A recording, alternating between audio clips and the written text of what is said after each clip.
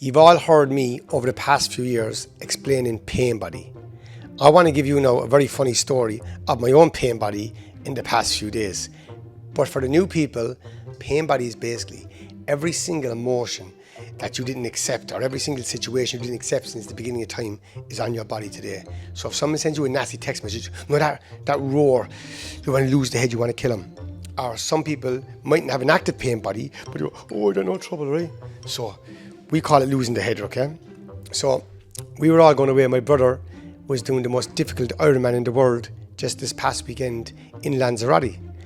And we said we surprise him. So we had a separate WhatsApp group. We said we surprise him. We were going to show up on the Friday night just before he set off the next morning to give him that boost because we knew the challenge that was on hand.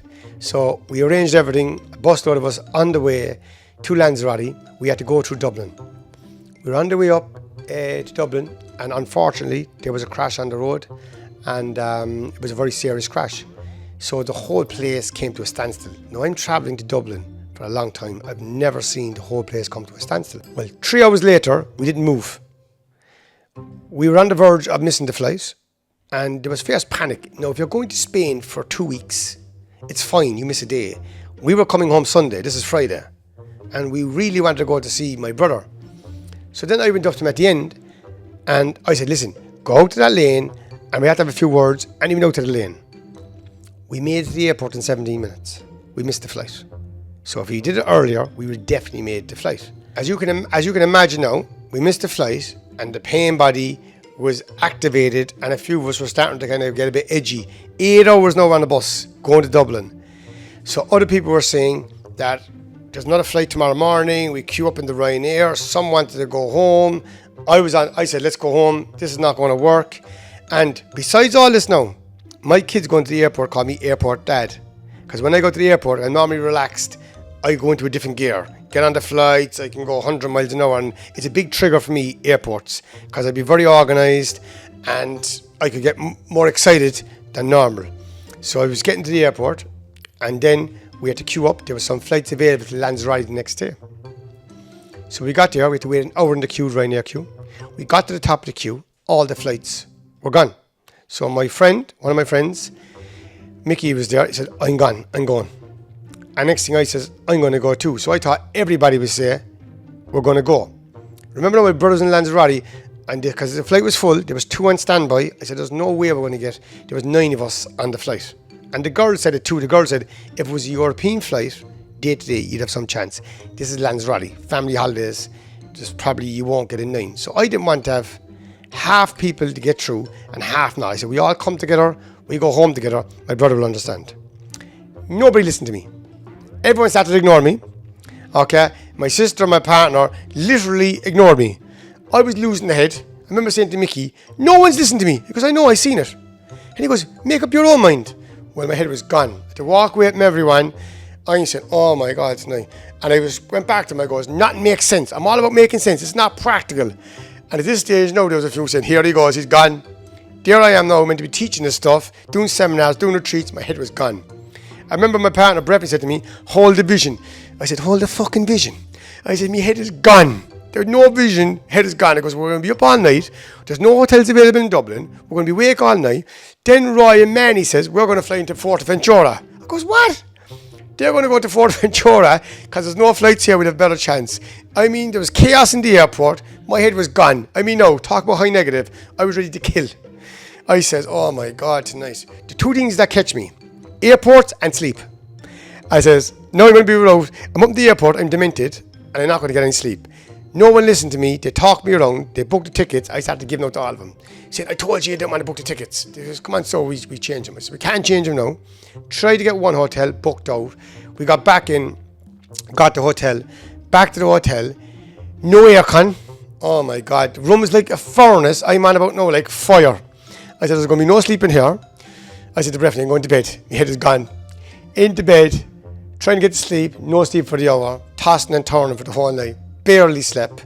Opened the eyes at 2:30 in the morning, down.